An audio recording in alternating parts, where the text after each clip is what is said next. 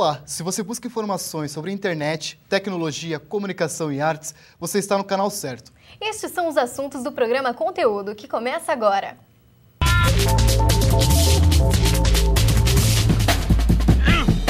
Neste primeiro programa, nós vamos falar sobre a febre do momento, o Twitter. Você sabia que os brasileiros são a segunda maior população do microblog? Você vai ver também como foi o Twestival, evento que reuniu em Curitiba twitteiros por uma boa causa. Nossa equipe também cobriu o CWB Top Web, encontro de personalidades curitibanas da internet. Você vai conferir ainda uma entrevista com um jornalista sobre o Kindle, um leitor de livros digitais. Seja bem-vindo! O programa Conteúdo está no ar. Você consegue se comunicar em apenas 140 caracteres? Milhões de pessoas, entre anônimas e famosas, conseguem e transformaram o Twitter na febre do momento.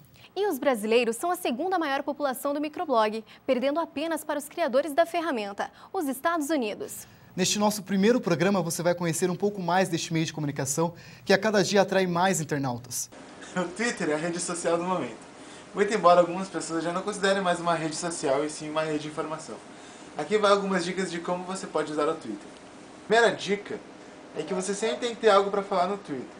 Coisas como vou comer ou vou tomar banho, ninguém nunca presta atenção, a menos que você seja um ator global. A segunda dica é como você direcionar a resposta para alguma pessoa específica. Primeiro você coloca o arroba, depois coloca o nome de usuário da pessoa. Se você colocar o nome de usuário antes da sua mensagem, só as pessoas que seguirão essa pessoa vão conseguir ler. Se você colocar o nome de usuário depois da frase, todos os usuários do Twitter poderão ver essa mensagem. Outra ferramenta disponível é o retweet. Quando você quiser dizer o que uma pessoa já falou, você simplesmente vem nessa opção, escrita retweet, clica e dá o yes. Quando você quiser mandar uma mensagem para uma pessoa que ninguém mais possa ler, você vai em Actions, na página da pessoa, e tem aqui Message. Você então vai mandar uma direct message para essa pessoa, escrevendo sua mensagem. Lembrando que as mensagens do Twitter se limitam a apenas 140 caracteres. E você não precisa seguir necessariamente as pessoas que te seguem, pois o Twitter é uma rede de informação e não de amigos.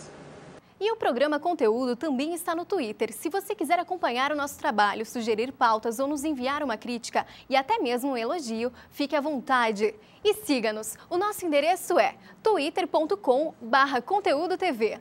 E Curitiba não deixa a desejar quando o assunto é o Twitter, tanto que muitos twitteiros estiveram reunidos na terceira edição do Twestival, encontro que acontece simultaneamente em várias cidades do mundo. E a causa do festival é nobre, ajudar instituições de caridade. O Twestival ocorre simultaneamente em diversas partes do mundo. A intenção do evento é reunir os tuiteiros para arrecadar doações para uma instituição mundial. A motivação para você estar aqui é encontrar outros tuiteiros que também querem conhecer tuiteiros que muitas vezes você só conhece por internet, através do avatar, através da fotinho. E a motivação mais nobre é o fato de você, com um pouquinho, ajudar uma entidade que vai levar a educação a locais carentes do mundo, que é a Concern Worldwide. A edição de hoje é para ajudar uma entidade mundial que vai fazer a distribuição do dinheiro arrecadado para uma série de benfeitorias. O mestre de cerimônias do evento foi o ator e comediante Fábio Silvestre. O Twestival também contou com exibição de yoga e apresentação da DJ Ellie. No local, o produtor musical César Munhoz recolheu vozes e sons feitos pelos participantes e criou uma música. A minha linha de pesquisa em música é de incorporar o acaso na música. Então, não importa se a pessoa tem técnica com instrumento ou técnica vocal, a ideia é fazer música com isso, ver o que acontece mesmo, fazer uma música que represente as pessoas e a vontade que elas têm de fazer música.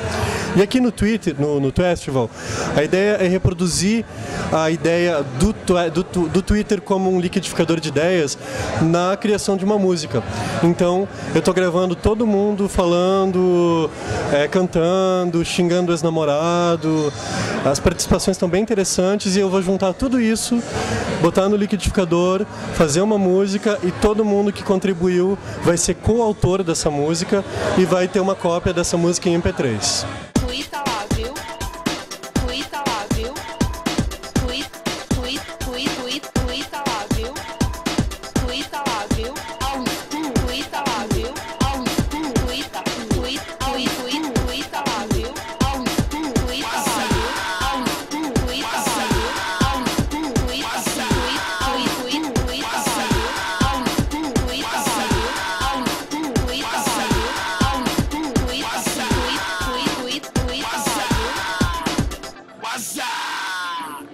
lá, viu? Você acabou de ver e ouvir o clipe feito com a ajuda de diversos tuiteiros. Se você quiser conferir na íntegra, basta acessar cesarmunhoz.blogspot.com. E alunos de jornalismo da Unibrasil elegeram algumas personalidades curitibanas na internet. Os eleitos participaram de uma entrevista coletiva. A nossa equipe estava por lá e traz todos os detalhes no CWB Top Web. Ser influente, lido, seguido, acessado não é uma tarefa fácil no universo de opções que a internet traz. Flickr, Orkut, Facebook, Twitter, Formspring, YouTube são várias as ferramentas e possibilidades de ficar antenado e conectado com o mundo. Existem pessoas que utilizam as redes sociais apenas como forma de entretenimento. Outras conseguem com as mídias digitais sucesso profissional, ganham dinheiro e vivem de internet. Twitter, Facebook, e-mail e matérias assim que saem também divulgam bastante a gente. Mas o bacana aqui do Twitter a gente está usando, porque a gente está com essa ideia de, assim, no site a gente está publicando contos dos escritores que participam do universo da Lama, Só que outros contos, porque todo mundo tem uma grande produção e tem coisas que acabam não entrando na revista, porque a revista tem só 60 páginas. Então a gente está usando o Twitter para divulgar as atualizações de todo mundo. Cada escritor tem seu blog. O que eu faço é publicar ali no Twitter, linkar o que cada um está atualizando. O CWB Top Web elegeu 11 convidados que têm destaque. O jornalista e blogueiro Alessandro Martins, o fotógrafo e redator Luciano de Sampaio e o blogueiro Rafael Mendes, o Bobagento. Os alunos tinham como missão descobrir personalidades na internet e depois eles trouxeram isso para a sala de aula, eles trouxeram várias pessoas, daí eles apresentaram essas pessoas para a sala e dentro dessas pessoas apresentadas, seguindo vários critérios, como ter um blog com conteúdo, um Twitter que tem uma presença interessante, perfis em outras redes sociais, os alunos votaram, segundo esses critérios, quem eles consideravam as pessoas mais importantes. Interatividade, redes sociais e como utilizar essas ferramentas para impulsionar a carreira profissional. Esses foram alguns dos temas tratados no encontro que reuniu as personalidades da internet de Curitiba. Autenticidade, conteúdo e interação. Definitivamente não existe uma receita certa para o sucesso nas mídias digitais. Acredito, na verdade, que o pessoal começou a seguir e acabou gostando do material que eu coloco. A minha personalidade o jeito autêntico com que eu trato o blog, com que eu trato os meus leitores, acabaram atraindo a audiência. Muitas vezes as pessoas não têm ainda a disciplina de escrever com regularidade, frequência e constância. E isso é importante para um blog. Por quê? Porque o seu leitor, o seu potencial leitor, visita a sua página e se ele encontra uma coisa nova, ele lê. No dia seguinte ele vai visitar e eventualmente não vai ter uma coisa nova. No dia seguinte também, mas ele vai encontrar algo novo. Ele volta. Agora, se ele voltar uma vez, outra e outra e outra, ele não vai voltar mais e a visitação do seu blog não vai crescer por consequência. A cobertura do evento com uma reportagem multimídia feita pelos alunos da Unibrasil está no site 91rock.com.br. Agora a gente vai para um rápido intervalo e depois você confere uma entrevista com jornalistas sobre o Kindle, leitor de livros digitais. Até já!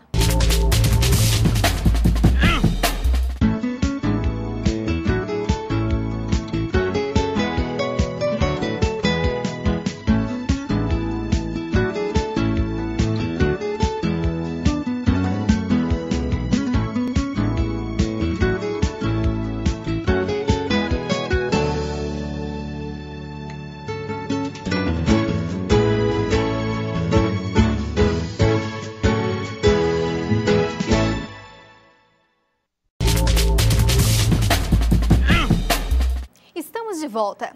Há quem diga que os livros de papel vão acabar. Um dos vilões pode ser o Kindle, o leitor de livros digitais da Amazon. 200 livros em 300 gramas. Agora isso é possível com o Kindle. O Kindle é um leitor de e-books, que são livros baixados na internet. Com ele, você lê seus livros digitais. O aparelho mede 19 por 13 centímetros e, se comparado a um lápis, ele é um pouco maior e pesa quase 300 gramas. A bateria dura o dia inteiro, quando conectado à rede, e quase uma semana desconectado. Ele é formado por uma tela, uma barra de rolagem, para mudar as páginas e um teclado para buscas de títulos. Por meio do site da empresa criadora do equipamento, a Amazon, você procura e compra seus livros para ler no seu Kindle. Só no site você encontra mais de 90 mil títulos de livros e a maioria está na faixa de $10. Além disso, você tem possibilidades de assinar revistas, jornais e blogs famosos. Para falar mais sobre este assunto, vamos conversar agora com os jornalistas Vitor Folknin e Maura Martins, que também são professores da Faculdades Integradas do Brasil. Olá, Maura. Olá, Vitor. Eu queria começar conversando com a Maura. Você acredita que o Kindle ele vai substituir o livro impresso? Acho que é difícil prever agora, né? Porque as tecnologias, quando elas surgem, elas já não saem com uma recomendação ou com uma previsão do que vai acontecer com elas. Mas acho muito difícil que vá acontecer realmente o fim do livro impresso como ele existe, pelo simples fato que há mais de 500 anos a gente usa a mesma tecnologia, que a princípio continua a mesma, mesmo lá no seu surgimento lá com Gutenberg. Então acho difícil pensar realmente no esgotamento de um formato. E você, Vitor, o que você acha? Eu acho que depende de várias circunstâncias, não apenas a adaptação que as pessoas vão ter a essa nova tecnologia. De uma certa maneira, no atual momento, pensando nos problemas que nós temos hoje, realisticamente, principalmente ecológicos, seria desejável que o livro fosse transformado, uma vez que cada livro representa uma fonte de material, que é uma fonte de material cada vez mais cara, cada vez mais difícil.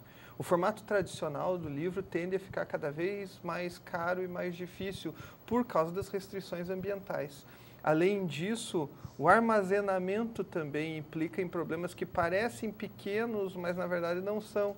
Uma biblioteca é um empreendimento enorme, caríssimo e necessário para uma cidade. E muitas vezes as pessoas não investem numa biblioteca porque há outras coisas mais urgentes, como um hospital. Agora, se a gente digitalizasse os livros se tornassem virtuais, ou podendo ser acessados de diversas formas em vários lugares e condensados em lugares menores ainda, haveria um ganho, na minha opinião. Mas também concordo com a professora Maura que existe um outro fator, que é um fator cultural. Assim como nós não deixamos de usar botão nas camisas, que isso existe há muito tempo, também vai ser difícil se livrar desse objeto, que é um objeto afetivo que nós temos, que é o livro. Você substituiria os seus livros para usar o Kindle? Eu acho que sim. O meu problema ainda pensando na tecnologia é que alguns livros eles têm formatos diferentes porque eles atendem a necessidades diferentes. Então eu tenho muitos livros de arte que talvez não ficassem bem no tamanho que eu imagino que deveria ser um livro virtual, né? Por outro lado, também há livros que são livros, edições raras, edições com anotações, livros que você tem uma história com eles. Eu acho que esses livros que não são muitos, eu não substituía. Mas é porque também esses livros não são só livros. Eles são mais objetos, são quase um fetiche que nós temos, um culto, um objeto colecionável.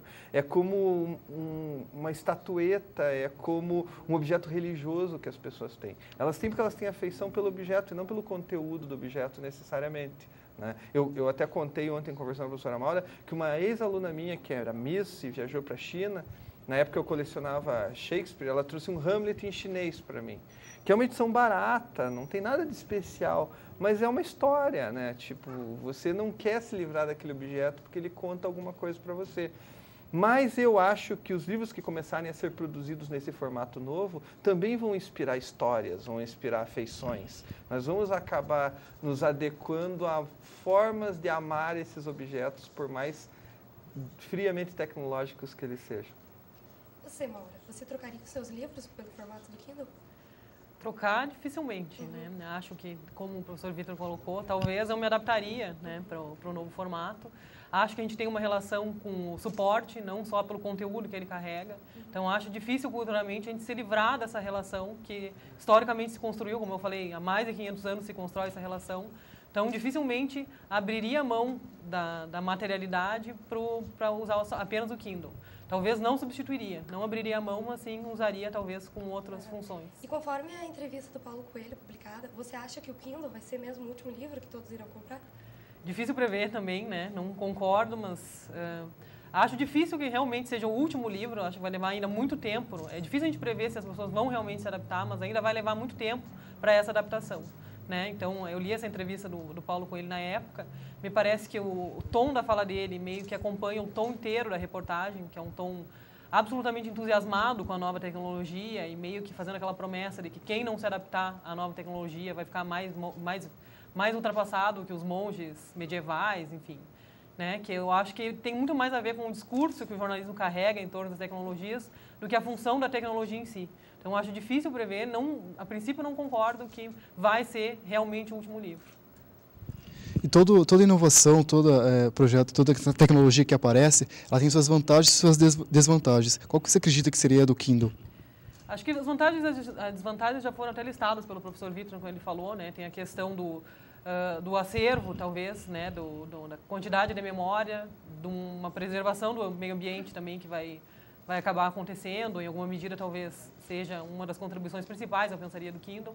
Desvantagens, eu acho que acaba, talvez, como é que eu poderia dizer, mas talvez, quando a gente tem muito conteúdo acessível, parece que, de alguma forma, esse conteúdo não interessa tanto. Então, me parece que se perde um pouco, talvez, um gosto pela busca, pela pesquisa, que eu acho que também tem a ver com a forma que esses textos são recebidos, que são consumidos.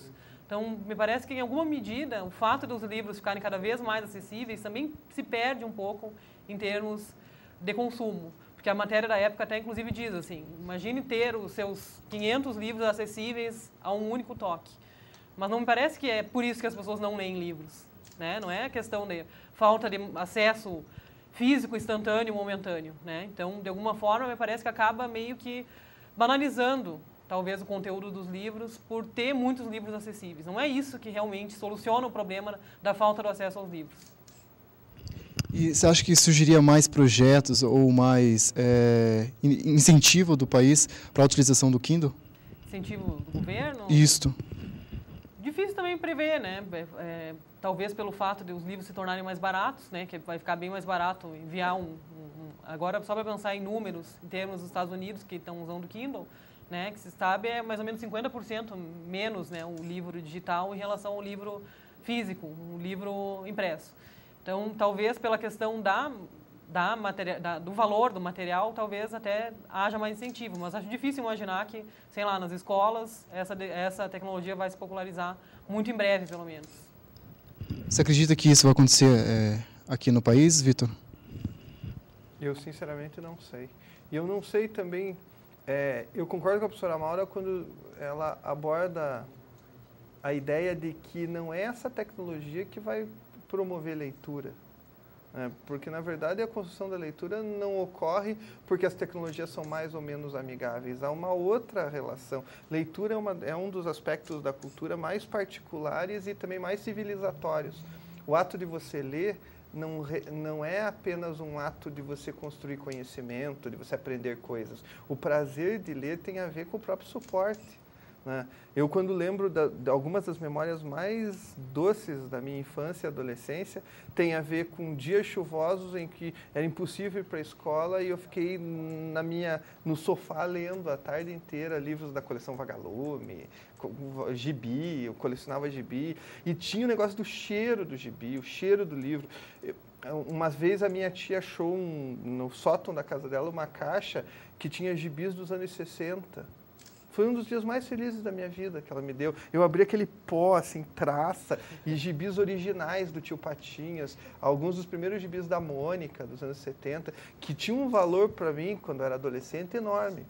Então, essa coisa do objeto único, me parece que o livro, talvez, eu estou pensando nisso agora, talvez seja uma besteira, mas quando o Benjamin escreve lá sobre o fim da aura na obra de arte, e talvez o livro seja o primeiro a fazer isso, porque sabe que o livro impresso tirou a ideia do livro único, né? Os livros não eram mais copiados um a um, passaram a ser em grande quantidade, mas por algum motivo a gente ainda tem um culto ao livro, mesmo que ele seja de uma tiragem. E quando você é criança, não sei na geração de vocês, a gente tinha um negócio com o gibi que era sensacional. Tipo, ter o gibi raro, acha um gibi lá num sebo, ter o número 1 dos gibis, né? Eu até hoje tenho o número 1 do Hulk, o número 1 do Homem-Aranha, o número 1 da Mônica, todos originais. E guardo aquilo achando que é uma coisa especial. O livro virtual talvez acabe com esse prazer e com isso acabe com um tipo de prazer que a leitura dá. da exclusividade, da experiência pessoal, né? Mas uma vez adultos também, o livro para nós, pelo menos que somos jornalistas, professores, pesquisadores, se torna mais um objeto de trabalho. E sendo um objeto de trabalho, é interessante que ele seja prático e acessível. Então, a minha opinião é que essas coisas elas vão conviver, não vão excluir uma a outra. Vão conviver.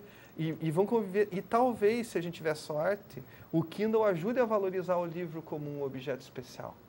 Porque como as pessoas vão ter acesso a livros de outra maneira, assim como eu acho que o MP3, que tem um lado positivo de ajudar você a escutar, a ter diversidade, ecletismo, também tem o lado negativo que a Maura aponta, que quando você tem muita coisa, você não tem nada, na verdade. Você acaba não aprendendo sobre nada e você fica naquela ansiedade de escutar cada vez mais, ou ler cada vez mais, ou conhecer cada vez mais, e nunca se prende a um objeto até esgotá-lo o máximo que pode.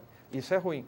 Mas, por outro lado, também, você tem acesso a certas coisas que despertam certos interesses. E talvez o MP3 tenha ajudado a ressuscitar o disco de vinil, que hoje as pessoas voltaram a produzir discos de vinil. O Ed Mota, que teve recentemente em Curitiba, os discos dele saem em vinil também, porque se percebeu que as novas tecnologias não conseguem reproduzir uma qualidade do grave que o vinil tinha.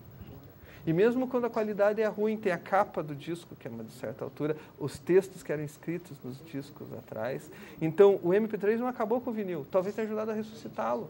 Por isso, a minha esperança, pelo menos, é que o Kindle, pelo qual eu trocaria todos os meus livros, ajude a valorizar esses poucos livros que nós gostaríamos de ter na nossa estante com orgulho e reler de vez em quando para sentir o cheiro do mofo do papel.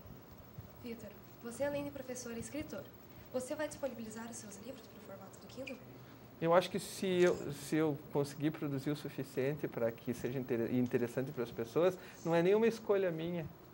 Você não tem como evitar. Então, quando você não tem como evitar, você tem que trabalhar a favor, né? Qualquer coisa que a gente produza hoje está passível de ser distribuída. Eu não vou falar nem piratear, porque isso é um discurso moralista, às vezes. Mas as pessoas se apropriam e distribuem.